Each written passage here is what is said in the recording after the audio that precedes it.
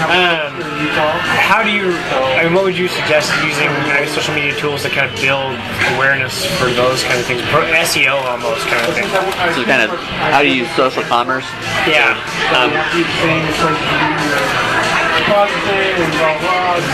Well, commerce is a very personal thing.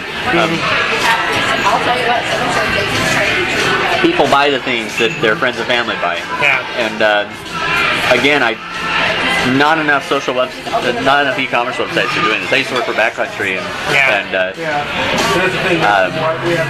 big e-commerce company based here in Utah. And they're still not doing this. I wish they would. We build a social experience out of your shopping. Amazon does this somewhat, not enough. But the first thing they see when they go to your site should be what their friends are buying, not what you're suggesting they buy. Okay. They're going to buy more that way. Even if you think that you want them to buy something else, they're going to buy in bulk. They're going to buy a lot more if they're seeing what their friends are purchasing rather than what you think. Yeah.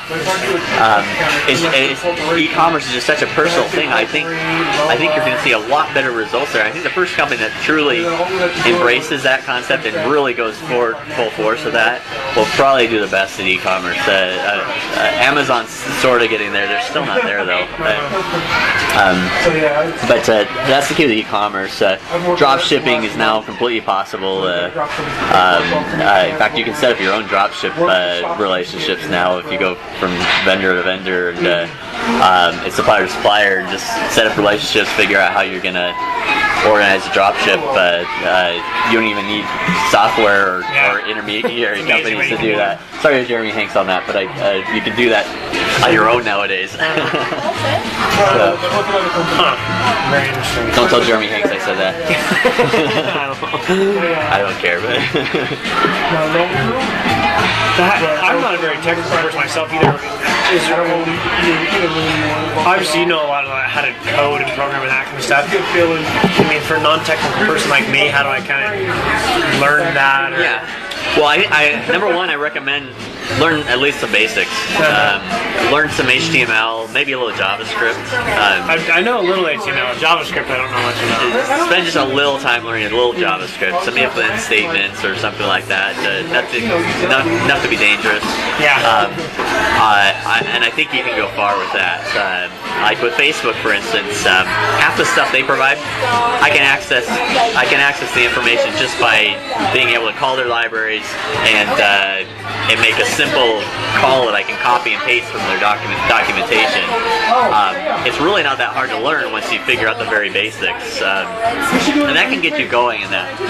But if you don't want to take it that far, you got the option of hiring developers or bringing them on under equity or whatever.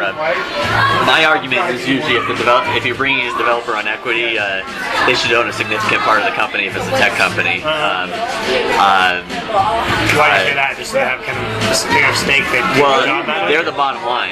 I mean, they're the reason that company is going to succeed or not. So, in many ways, from the business side, you're just there to support what they're building. So, unless you want another Winklevoss Zuckerberg thing to occur, they can always run away with your idea and build it on their own, even with a non-compete. Nothing's stopping them. Zuckerberg did it. Yeah. So, you want to make them feel comfortable and like they have some ownership in that, and let them make some of the decisions too with that, because they're gonna know what they can and can't do, and they're gonna know how to take this and run it in a modern direction. But there are simple things you can do as well. Can I pitch in on that? No, Are you sure? Yeah. Okay. No, I appreciate you giving me time. But like I said, if you go to developers.facebook.com/plugins, you can. There's simple HTML you can copy and paste and just put into your website, and that'll give you somewhat of a social experience. You've got tools. Thank you. You got tools like WordPress that make building a blog really easy. There's enough tools out there you can do things fairly simply. Yeah. You're going to get the best by bringing in a developer, but or learning it Are there yourself. some places you recommend, I guess, finding top-notch developer talent? I think there's a lot of people out there that kind of have basic stuff, like you said. But I mean, how do you find To get started, I mean, you're not going to find the superstar, but you got Elance and some of the Redicoder type services, and those don't involve giving away any equity. But if you really want a long-standing product that's going to last and have all the details worked out ahead of time, I go to the local users groups in your area. Look for the PHP users groups.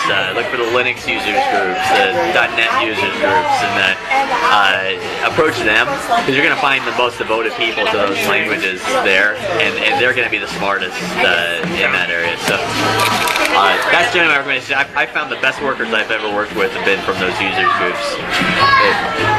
Either that or people you know.